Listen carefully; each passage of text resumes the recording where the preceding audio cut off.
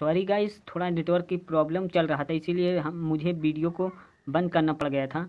उसमें मैं सारे क्वेश्चन को कवर नहीं कर पाया था, लेकिन आज मैं इस वीडियो में सारे क्वेश्चनों का हल कर दूंगा, तो बने रहिए वीडियो में। चलिए आइए बिना देरी किए स्टार्ट करते हैं।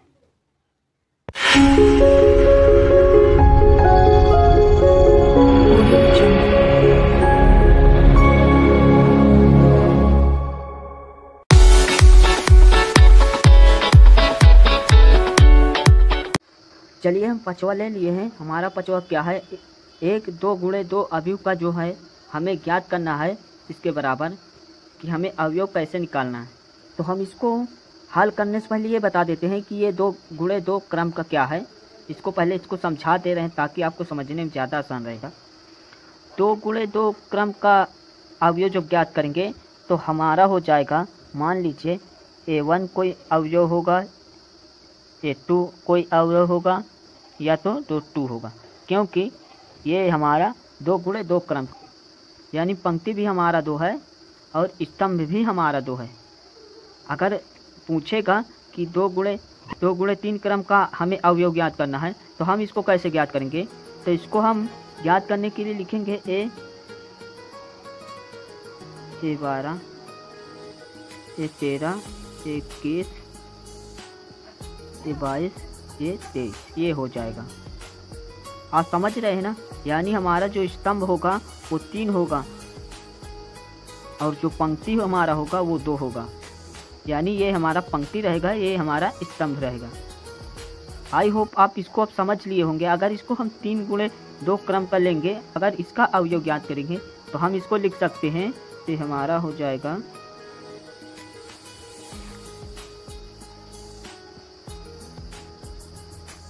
ये हो जाएगा। क्यों, ये जो 3 है हमारा, वो हमारा क्या रहेगा, पंक्ति रहेगा। हमने आपको अभी बताया था कि हमारा A बराबर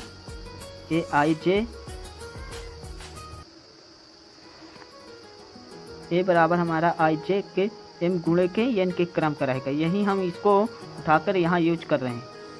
ये 3 है तो हमारा 3 पंक्ति हो जाएगा, और स्तंभ कितना है, 2 है, तो हम इसको ऐसे यूज करेंगे। आई होप आप लोगों को ये समझ में आ गया होगा। चलिए अब क्वेश्चन को देखते हैं, इसको कैसे हल करना है। हमारा पहला क्वेश्चन कह रहा है IJ बराबर हमारा I + 2J का होल स्क्वायर बटे 2 है, तो हमें इसको ज्ञात करना है। इसको पहले ज्ञात कर लेते हैं। तो हमें इसको पहले ज्ञात करने के लिए हमें क्या करना पड़ेगा, हमें A के बराबर लिख लेंगे A1 A2 A21 A2, यानी 2 गुणे 2 क्रम का ये हो जाएगा ना। तो हमें इसको ज्ञात करना है, यानी M गुणे के N हमारा है। चलिए अब इसको हम ज्ञात करते हैं। तो हमें एक ज्ञात करने के लिए, अगर हम एक ज्ञात करेंगे, यानी ये I है और ये J है, हम यहाँ लिख ले रहे हैं, ये I है J है, तो हमें A बराबर क्या रखना पड़ेगा, तो सॉरी हमें I बराबर 1 रखेंगे और J बराबर भी 1 रखेंगे। तो हमें 1 रखेंगे, तो हम इसको इसी में रख लेते हैं, इसी में हम रख लेते हैं। तो इसको हम यहाँ लिख लेते हैं I J के बराबर I + 2J का होल स्क्वायर बटे के 2। तो हम I बराबर 1 रखे हैं, तो हम यहाँ I और J बराबर 1 रखें, तो हम I की जगह पे 1 लिख लिए और J की जगह पे भी 1 लिखें। अब I की जगह पे हम 1 + 2 हमारा दिया 2 लिख लेंगे, I की जगह पे 1 है, तो इसका हम होल स्क्वायर लिखेंगे बटे के 2। अब इसको हम देखेंगे कि हमारा 2 को गुणा करेंगे 2 आएगा, इसको जोड़ेंगे तो 2 1 3 हो जाएगा, यानी हमारा हो जाएगा 9 बटे के 2, इसका हो जाएगा। सॉरी यहाँ 3 हो जाएगा, हम डायरेक्ट नहीं, पहले आपको जोड़ कर ही बता दें। इसको गुणा करेंगे 2 आएगा, इसको फिर जोड़ेंगे 3 आएगा, 3 का होल स्क्वायर। तो इसको हम लिख सकते हैं 9 बटे के 2। ये हमारा किसका मान आया है, A11 का, 9 बटे के 2। अब हमें किसका मान ज्ञात करना है, अब हमें इसका मान ज्ञात करना है A12 का। मतलब अब यहाँ हम A1 और 2, यानी I की जगह पे हम रखेंगे 1 और J की जगह पे रखेंगे जे की जगह पे रखेंगे 2। क्वेश्चन हमारा क्या दिया था, क्वेश्चन यहीं पे रख लेते हैं, यानी 1 2 जे की जगह पे हमारा 2 है, तो होल स्क्वायर में लिख लेते हैं। तो ये हमारा 2 बटे में दिया हुआ है, 2 दूनी 4 हो जाएगा, और 4 में एक और जोड़ देंगे 5 हो जाएगा। 5 का वर्ग हमारा 25 बटे 5 का वर्ग हमारा 25 होता है, और बटे में 2 है, यानी हमारा A2 का भी मान 25 बटे के 2 आया है। चलिए इसमें जगह न होने की वजह से हम अगले पेज पे बताते हैं। हमने A11 का मान निकाल लिया और A12 का मान निकाल लिया। अब हमें क्या निकालना है, A21 का मान निकालना है। तो A21 का मान निकालने के लिए हम क्या करेंगे, को I की जगह पे हम 2 रखेंगे और J की जगह पे 1 रखेंगे। तो हम क्वेश्चन में लिख लेते हैं 2 1 के बराबर हमारा I का मान 2 दिया हुआ है, गुणे J का मान 1 दिया हुआ है, इसका होल स्क्वायर है, और ये 2 हो गया। अब इसको अब क्या करेंगे, हम इसको गुणा करेंगे, 2 का नाम 2 1 4 हो जाएगा, यानी 4 का होल स्क्वायर बटे के 2, तो हमारा हो जाएगा 16। इसका जब वर्ग करेंगे 16 हो जाएगा, अगर इसको काटेंगे तो हमारा 8 बार में जाएगा, यानी ये 21 का मान हमारा हो गया 8। अब हमारा क्या बाकी है, अब हमारा A22 बाकी है, इसको ज्ञात करेंगे। A22 के लिए तो हमारा I का मान भी 2 है, गुणे J का मान भी 2 है, तो इसको लिख लिए। अब इसको क्या करेंगे, इसको गुणा करेंगे, 4 हो जाएगा, 4 को 2 में जोड़ेंगे तो हमारा 6 का होल स्क्वायर हो जाएगा, और ये 2 हो जाएगा। अब इसको जब वर्ग करेंगे तो हमारा ये 36 आएगा, और नीचे 2 दिया हुआ। अब 36 को काटेंगे हमारा हो जाएगा 18, तो हमारा 22 का मान भी आ गया। अब हमारा क्या था, A के बराबर हमारा A11 और A22 दिया था, A11 और A12 दिया था, और इधर क्या हमारा था 21 और इधर 22 था, ये लिख लिए। अब हम यहाँ देखेंगे कि ये A11 का मान हमारा कितना था, A11 का मान हमारा 9 बटे के 2 था, और A12 का मान हमारा 25 बटे के 2, और A21 का मान हमारा कितना है 8 है। यहाँ देखिए, तो हम यहाँ 8 लिख लिए, और हमारा A22 का मान कितना आया है 18 आया है, तो यहाँ हम 18 लिख। ये रहा इस क्वेश्चन का आंसर। आई होप आप लोग इसे समझ चुके होंगे। मैं अब अगला कोई क्वेश्चन नहीं बताऊंगा, आप खुद ऐसे लगा लीजिएगा। अगर नहीं आएगा तो कमेंट में ज़रूर कमेंट करके बताइएगा, मैं फिर से बता दूंगा, लेकिन आपको समझ में आ गया होगा, मुझे पता है। चलिए अगले क्वेश्चन को देखते हैं। चलिए हम अगला क्वेश्चन ले लिए हैं। हमारा 7वां क्या कहता है, हमारा 7वां नंबर क्वेश्चन कहता है निम्नलिखित अवयवों के क्रम लिखिए, यानी हमें क्रम लिखना है, और तथा यहाँ भी लिखिए कि इसमें से कौन से अवयव वर्ग है। हमें वर्ग भी ज्ञात करना है, यानी इसमें 2 क्वेश्चन दिया हुआ है, हमें क्रम भी लिखना है और अवयव का वर्ग भी लिखना है। चलिए इसको समझ लेते हैं। ये क्या है हमारा, इसमें पहले हम ज्ञात करेंगे अवयवों के क्रम, यानी अवयव का ये क्रम कैसा है। तो हमारा ये हो जाएगा 3 गुणे 2, यानी 3 गुणे 2 अवयव का क्रम होगा। ये कैसे होगा, हमने पिछले वीडियो में आपको इसके बारे में डिटेल से बता रखा है, फिर भी मैं बता दे रहा हूँ।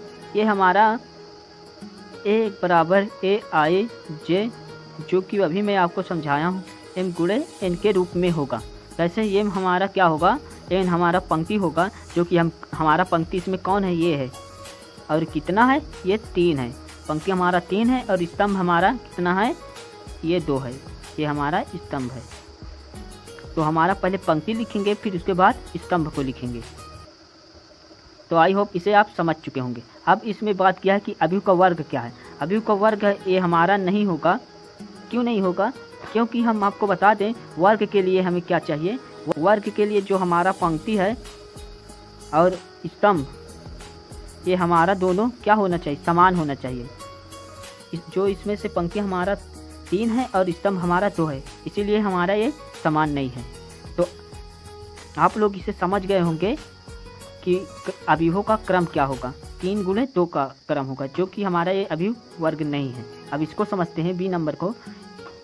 इसमें हमारा पंक्ति कितना दिया हुआ है, हमारा पंक्ति इसमें 3 दिया हुआ है, और स्तंभ हमारा कितना दिया हुआ है, स्तंभ हमारा 3 इसमें भी दिया हुआ है, स्तंभ भी हमारा 3 दिया हुआ है। ये हमारा स्तंभ होगा और ये हमारा पंक्ति होगा। ये हमारे 3 गुणे 3 अवयवों का क्रम होगा। अब इसकी वर्ग की बात किया जाए तो ये हमारा जो है अवयव वर्ग है। क्यों वर्ग है? क्योंकि इसमें जो पंक्ति है हमारा वो 3 है और स्तंभ जो है हमारा वो भी 3 है, तो इसे लिख सकते हैं। अतः यह हमारा अवयव जो है वर्ग होगा, वर्ग है। आई होप आप इसे समझ चुके होंगे कि वर्ग क्या होता है। चलिए अगले क्वेश्चन को देखते हैं। चलिए हम सी नंबर को ले लिए। ये हमारा हो जाएगा 1 गुणे 3। अभी ये कैसे होगा? क्योंकि हमारा पंक्ति कितना है 1 है और स्तंभ हमारा क्या है 3 है, तो 1 गुणे 3 हो जाएगा। 1 गुणे 3 अवयवों का क्रम होगा। अब इसका वर्ग तो आप जाहिर सी बात है कि वर्ग तो होगा नहीं, क्योंकि इसकी पंक्ति और स्तंभ समान नहीं है। चलिए डी वाले को देखते हैं। डी हमारा हो जाएगा 3 गुणे 1। क्यों? क्योंकि इसमें पंक्ति हमारा 3 दिया हुआ है और स्तंभ जो है हमारा 1 ही है, तो ये भी हमारा वर्ग नहीं होगा। चलिए हम ई वाले को ले लिए हैं। ई हमारा क्या होगा? ई हमारा 2 गुणे 2 अवयवों का क्रम होगा। अब इसको देखेंगे तो ये हमारा अवयवों का जो वर्ग है ये हमारा होगा। अब आप समझ चुके होंगे कि ये हमारा होगा। क्यों होगा? क्योंकि इसमें अवयव और स्तंभ दोनों समान है। चलिए इस एफ वाले को देखते हैं। ये हमारा हो जाएगा 1 गुणे 2 का, और ये भी हमारा वर्ग नहीं होगा। आई होप आप इसे समझ चुके होंगे। चलिए अगले क्वेश्चन को देखते हैं। 8वां नंबर दिया हुआ है। इसमें क्या दिया है? अवयवों के निम्नलिखित समीकरण में से x, y और z का हमें मान निकालना। अब इसमें हमें सारणी के रूप में एक समीकरण दे दिया गया है और इसमें हम x, y का मान ज्ञात करेंगे। इसको कैसे ज्ञात करेंगे? चलिए इसको हल करते हैं। इसको देखेंगे पहले। अगर ये इक्वल में इसके बाद लगा हुआ है तो इसको हम इक्वल के बाहर लिख के समीकरण बनाएंगे। कैसे? पहले ये हमारा दिया हुआ है तो इसको लिख लेंगे 2x प्लस के y। अब ये बाहर दिया हुआ है 10 है यानी 10 है, तो हम इसको बाहर लिख लेंगे, तो ये हमारा पहला समीकरण तैयार हो गया। अब इसी तरह इसको देखेंगे तो इसको हमारा है ये x माइनस वाई के बराबर हमारा माइनस की 1 दिया हुआ है, तो इसको हम ऐसे लिख लेंगे, तो इसको हम समीकरण नंबर 2 बना लेंगे। अब इसी तरह इसको देखिए x माइनस जेड दिया हुआ है और इसके बराबर 2 है, तो इसको भी इसी तरह उतार लेंगे। x माइनस के जेड के बराबर 2 दिया हुआ है, इसको समीकरण नंबर हम इस तरह ले लेते हैं। उसी तरह इसको लिख लेते हैं x plus y plus z के बराबर हमारा दिया हुआ है 8 यानी 8, तो इसको हम समीकरण नंबर 4 बना लेंगे। आई होप आप समीकरण बनाना सीख गए होंगे। जैसे जैसे इसमें अलग अलग से समीकरण आएगा तो हम इसको ऐसे हल करेंगे। अगर आपको किसी अलग तरीके से अगर समीकरण बनाना पड़ जाए तो आप बना सकेंगे। इसी तरह हम हल करेंगे जब आएगा क्वेश्चन। तो पहले फ़िलहाल इसको सीख लेते हैं। तो हमने एक समीकरण बना लिया। अब आप लोग एक्स वाई जेड का मान हमें इसके बराबर में ज्ञात कर लेंगे, क्योंकि कक्षा 8 और 9th में ये सब हम सीख गए हैं एक्स वाई का मान ज्ञात करना कैसे जाता है। तो इसको अब हल करते हैं। तब इसके बाद हम क्या लिखेंगे? हम लिखेंगे समीकरण 1 व 2 से हल करने पर समीकरण 1 2 हल करेंगे। समीकरण 1 और 2 को लेकर हल करेंगे तो हमारा समीकरण 1 क्या दिया हुआ है? 2x प्लस के y के बराबर हमारा हो जाएगा 10, और दूसरा दिया हुआ x माइनस वाई के बराबर माइनस की 1 दिया हुआ। इसको हम लिखेंगे, ये माइनस और प्लस कट जाएगा, ये हमारा हो जाएगा 3x के बराबर 10 में से 1 जाएगा तो हमारा 9 बचेगा। 3 से 3 काट देंगे, ये हमारा हो जाएगा x के बराबर 3। x के बराबर 3 आ गए। तो अब हम यहाँ क्या करेंगे? अब इसको हम लिख लेंगे, यहाँ लिख लेते हैं। लिखेंगे कि समीकरण x का मान जो है हम समीकरण किसमें 2 में रखते हैं, तो y का मान निकल आएगा y में 2 में रखने पर। तो हम यहाँ समीकरण 2 को लिख लेते हैं। x माइनस वाई के बराबर हमारा दूसरा दिया है माइनस की 1। अब x की जगह पे हमारा 3 आंसर आया है, जिसको हम x की जगह पे रख लेंगे। 3 माइनस के y के बराबर माइनस के 1 दिया हुआ, तो ये -1 को हम इधर ले आएंगे और -y को हम इधर ले आएंगे ताकि ये प्लस में हो जाए। तो y के बराबर हमारा हो जाएगा 3 प्लस के 1 के बराबर यानी 4, यानी y के बराबर हमारा 4 आया। अब इसी तरह हमारा x और y का मान निकल आया है, तो इसको हम समीकरण 3 में लिख लेते हैं। अब चाहे x का मान रखिए समीकरण 3 में या तो y का मान समीकरण 3 में रखिए ताकि हमारा z का मान भी आ जाए। तो चलिए हम x का ही मान रख लेते हैं। तो यहाँ लिखेंगे इसका मान समीकरण किसमें 3 में रखते हैं ताकि z दिया हुआ है समीकरण 3 में, तो z का मान आ जाए 3 में, समीकरण 3 में रखने पर। तो हमारा समीकरण तीसरा क्या है, x माइनस के z के बराबर, x माइनस z के बराबर 2। ये हमारा समीकरण दिया हुआ है। x का मान हम समीकरण 3 में रखेंगे, यानी x का मान हमारा कितना है 3 है, माइनस z के बराबर 2 है। अब इसको हम माइनस z को हम इधर ले आएंगे तो प्लस में हो जाएगा, और 2 को हम इधर ले आएंगे तो प्लस में है, ये माइनस में हो जाएगा, यानी 3 माइनस के 2 के बराबर z। तो इसको हम घटाएंगे तो ये हमारा 1 बचेगा, यानी कह सकते हैं x का मान हमारा कितना आया है 3 आया है, y का मान हमारा 4 आया है और z का मान हमारा 1 आया है। ये रहा इस क्वेश्चन का आंसर। आई होप आप इसे अच्छी तरह से समझ चुके होंगे, लेकिन फिर भी मैं एक और बता दे रहा हूँ ताकि आपको समझने में ज़्यादा आसानी हो सके। ठीक है जी, चलिए दूसरा क्वेश्चन ले लिए हैं। जो भी डाउट आपको थोड़ा सा भी रह गया होगा तो इस क्वेश्चन में मैं आपका डाउट में क्लियर कर दूंगा। चलिए इसको हल करते हैं। ये हमारा समीकरण दिया हुआ था, ये हमने इसको लिख लिया, तो हम इसको लिख लेंगे। पहले समीकरण बनाएंगे। तो हमारा दिया है x माइनस के x plus y plus k z के बराबर 1 दिया हुआ है, तो हम यहाँ 1 लिख लेंगे, समीकरण 1 बनाएंगे। और ये दिया हुआ x प्लस वाई, सॉरी यहाँ माइनस रहे, माइनस प्लस के z के बराबर 2 दिया हुआ है, समीकरण इसको हम दूसरा ले लेते हैं। इसी तरह हमारा x प्लस वाई माइनस के z, ये तीसरा हम समीकरण बना लेते हैं। अब क्या करेंगे, हम इसको हम उसी प्रकार से जैसे अभी हल किए हैं उसी तरह हल करेंगे। तो हम लिखेंगे इसको समीकरण, कोई भी एक समीकरण लेकर के आप हल कर सकते हैं। आप इसको आपको देखना पड़ेगा कि कौन कैसे कटेगा। चलिए समीकरण 1 व 2 से हल करते हैं। 2 से हल करने पर है ना,